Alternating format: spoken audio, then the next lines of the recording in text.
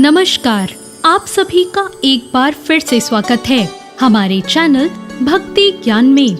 आज नवरात्रि के 5वें दिन माँ स्कंद माता की कथा सुनेंगे। नवरात्रि के 5वें दिन माँ स्कंद माता की पूजा की जाती है। माँ स्कंद माता की पूजा करने से सभी प्रकार की मनोकामनाएं पूरी होती हैं, शत्रुओं पर विजय प्राप्त होती है और निसंतान लोगों को संतान सुख की प्राप्ति होती है। अगर अब आपके मन में सवाल आया है कि माँ स्कंद माता कौन है, तो आपको बताना चाहती हूँ कि माँ दुर्गा का 5वां स्वरूप ही माँ स्कंद माता है। और अब अगर आप ये जानना चाहते हैं कि इन देवी की गोद में ये बालक कौन है, तो इसका जवाब है कि ये बालक हैं कुमार कार्तिकेय, जिनका एक और नाम स्कंद है। 4 भुजाओं वाली माँ स्कंद माता देवी पार्वती या माँ दुर्गा का 5वां स्वरूप है।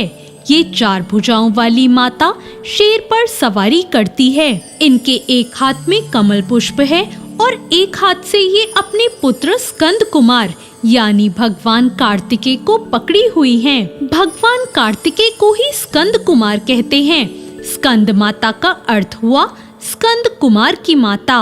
पौराणिक कथा के अनुसार एक तारकासुर नाम का राक्षस था, जिसका अंत केवल भगवान शिव का पुत्र ही कर सकता था। तब माँ पार्वती ने अपने पुत्र स्कंद यानी कार्तिकेय को युद्ध के लिए परीक्षित किया और परीक्षित करने के बाद स्कंद माता का रूप ले लिया। स्कंद माता से युद्ध में परीक्षण लेने के बाद भगवान कार्तिकेय ने तारकासुर का अंत कर दिया। स्कंद माता हिमालय की पुत्री पार्वती हैं। इन्हें माहेश्वरी और गौरी के नाम से भी जाना जाता है। पर्वतराज हिमालय की पुत्री होने के कारण इन्हें पार्वती कहा जाता है।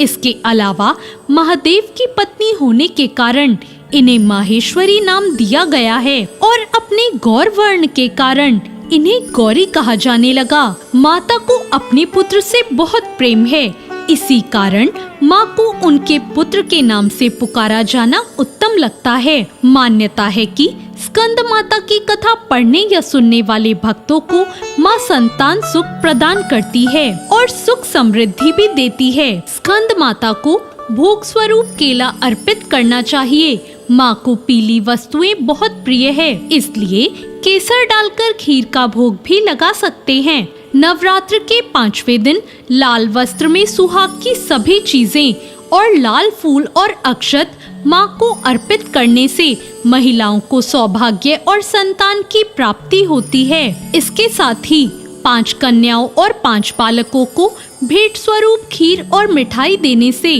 माँ भगवती प्रसन्न होती हैं। स्कंद माता की पूजा करते हुए इस मंत्र का जाप करें।